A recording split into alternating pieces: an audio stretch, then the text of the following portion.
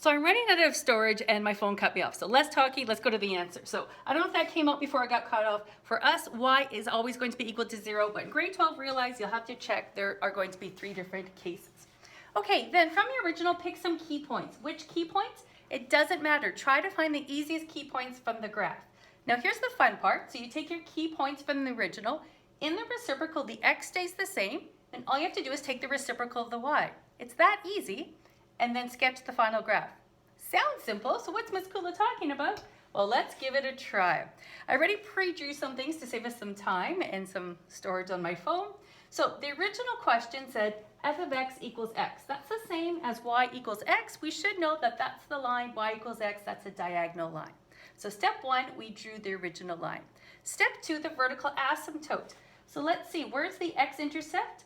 Here's the x-intercept in the original. So that will become a vertical asymptote in my reciprocal. So wherever the x-intercept in the original is, you draw a vertical dotted line with arrowheads. That's my vertical asymptote. Okay, the horizontal asymptote, again, technically we should check there's 3 cases, but I know that in grade 11, pre-cal, it's always going to be y equals 0. Not so in grade 12, but that's easy. So we have a vertical asymptote at x equals 0, horizontal asymptote at y equals 0. Again, both of them are drawn as dashed, not solid. Okay, the next step, key points. I chose some easy key points. So the original point is 1, 1. I'm going to run out of room here. So the point 1, 1. The 1 stays the same. What's the reciprocal of 1? Oh, the reciprocal of 1 is 1. So this is a unique case. This point doesn't change. The reciprocal of 1 is 1. The x stays the same, it's just the y value we take the reciprocal of. Okay, now here's the fun part. We're going to draw asymptotic behavior. These asymptotes means you approach but don't cross those lines. So here I go. I'm going to approach but not cross, approach but not cross. There I go.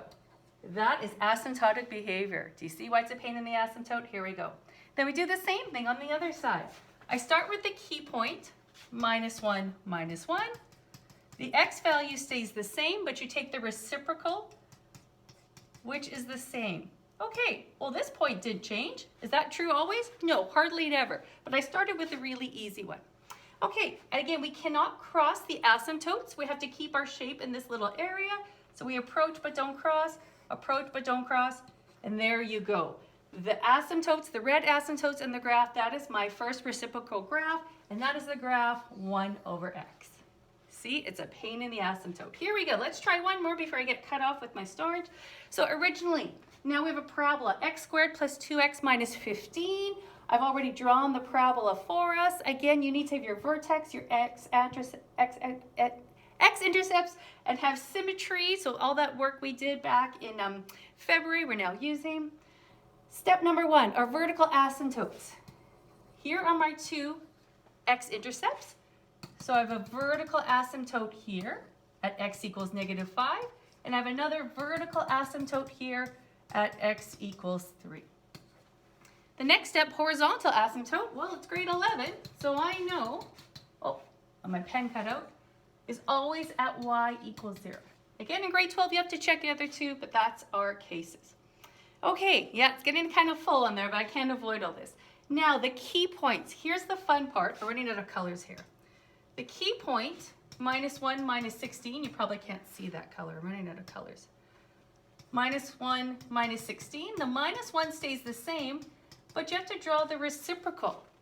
The reciprocal of minus 16 is not plus 16. It's 1 over minus 16. So this point down here jumps all the way up here. Like that's almost 0. Again, when we graph, we've got these boundaries here. So you approach but don't cross, approach but don't cross. So again, the blue is the original, the red is the reciprocal. Okay, now in this part here we have our key point minus 6, 9. The minus 6 stays the same, but that point becomes 1 over 9. And obviously we're not graphing exactly to decimals. And then we approach but don't cross, approach but don't cross. Okay, we have one more arm here, the point 4, 9. The 4 stays the same, reciprocal of 9 is 1 over 9. We have asymptotes, approach but don't cross, approach or don't cross. And there you go, the red part is the reciprocal graph, 1 over x squared plus 2x minus 15. If you're feeling lost, all I can say is there'd be no difference if we were all together in class. It would be just as clouded and muddy, and there'd be just as much confusion. So I know that that's not great, but like I said, this is just it's a tough lesson first, and I know that's hard to see. For the assignment, I will have a worksheet, and then I'll try and give you maybe some more visuals that are a little bit cleaner on a piece of paper, because when we do all the work, there's no way to avoid the kind of messiness of this. Okay, so have fun with graphing rational functions. Again, we're just doing one type this year, reciprocal functions. Next year, grade 12, we have a whole unit of rational functions. But if you at least can understand the terms horizontal, vertical asymptotes, and asymptotic behavior, that's a huge foundation to have coming into grade 12. Okay, good luck and have fun with this one. Like I said, I'm always here, so contact me. I have a feeling we might need to kind of meet. Or if you have some questions, you want me to work things out, by all means, I don't mind doing that. So let me know if you have questions, because this is a fun one. But after a couple, it gets better. I know this is overwhelming, like, oh my gosh, this is a mess, I give up. But don't, just once you get the basics in place, it's not as bad as I just made it look. Okay, have fun.